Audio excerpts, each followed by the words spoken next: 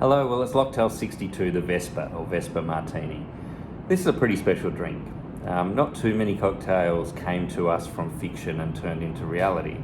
And what I mean by that is the Vesper was invented by Ian Flemming, the famous author of the James Bond novels, in 1952 in his Golden Eye estate in Jamaica.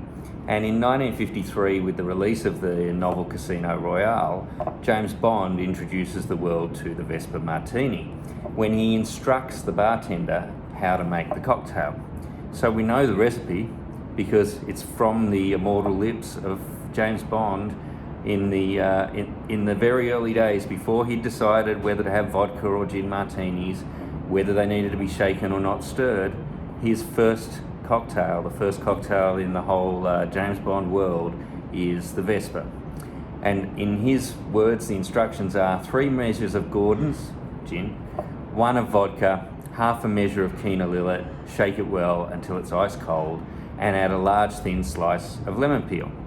So that's the Vesper. It's a potent cocktail. And we have a couple of problems in making it. One of them is Gordon's gin isn't the same now as it was in the 1950s. It's 80 proof or 40% alcohol now. It was 94 proof or 47 point something percent alcohol back then. So in terms of gin, I'm going back even older. I'm going to go back to a very early London Dry, the famous Plymouth gin from the 1700s. Still made in a copper pot still. Now, 90 mils of 41, well, I know we're not using the 47%, but even at 41%, 3 shots of gin in a single cocktail. And that's just the beginning. So you can see where we're headed with this cocktail. Then he was still having gin and vodka, then vodka, and in the conversation about vodka, in the movie, we learn a lot. He's suggesting to the bartender that they use wheat-based vodka instead of potato-based. So you can use your Grey Goose, you can use your Kettle One, any other grain vodka that you want. And even back then, grain vodkas were a higher proof than they are now. They were generally bottled around 50% alcohol or 100 proof, whereas now they're more like 40% or low 40s. And I'm going to use this new or newish Grain Shaker Australian vodka. This one's pure wheat based. They do a rye and they do a corn. This is from batch number 1 of their wheat based vodka made here in Australia. So 1 shot of that. And I already have had a little taste.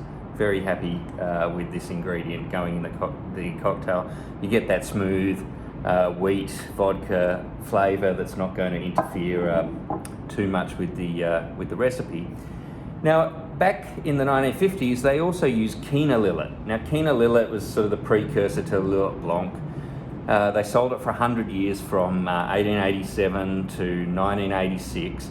It had quinine in it. It was less syrupy, less sweet, more bitter from the quinine. So unless we add some quinine bitters or something to add some bitterness to this, I'm actually going to leave the Lillet Blanc out as much as I love Lillet Blanc for the recipe.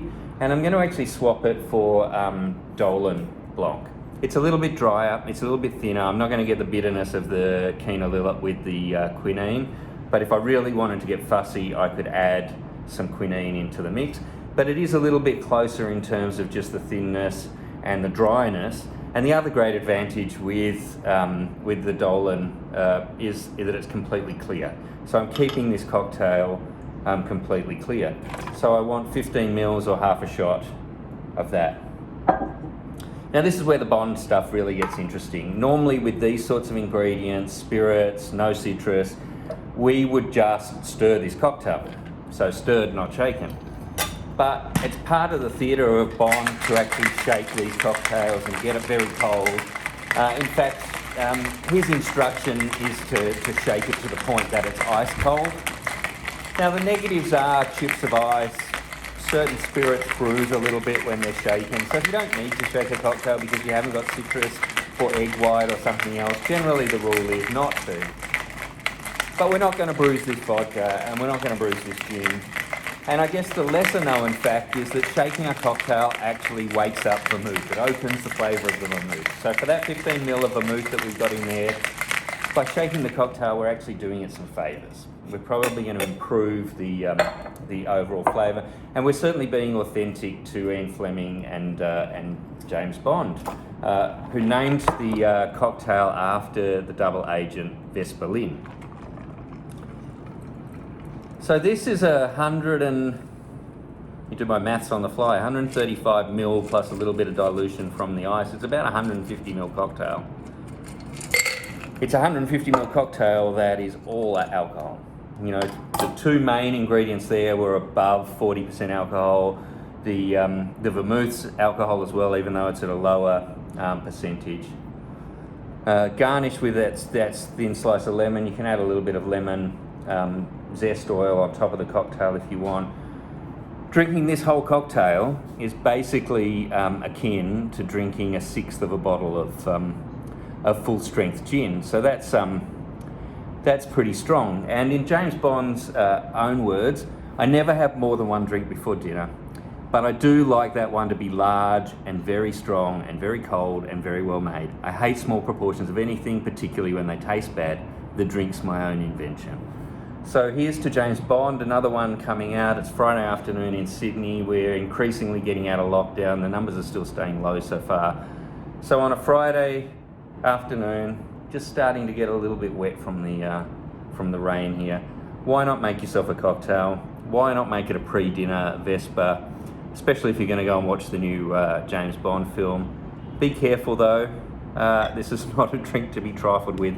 There aren't many stronger cocktails out there. This would give a Long Island iced tea or a zombie a run for its money.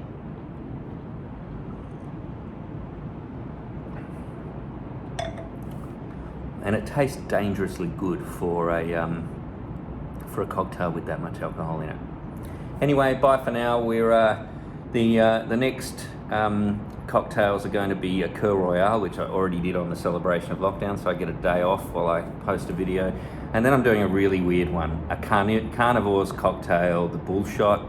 Think of a Bloody Mary, but with beef bouillon as the replacement for the tomato juice. I'm going to make my own beef bouillon. I'm going to put that recipe on the website.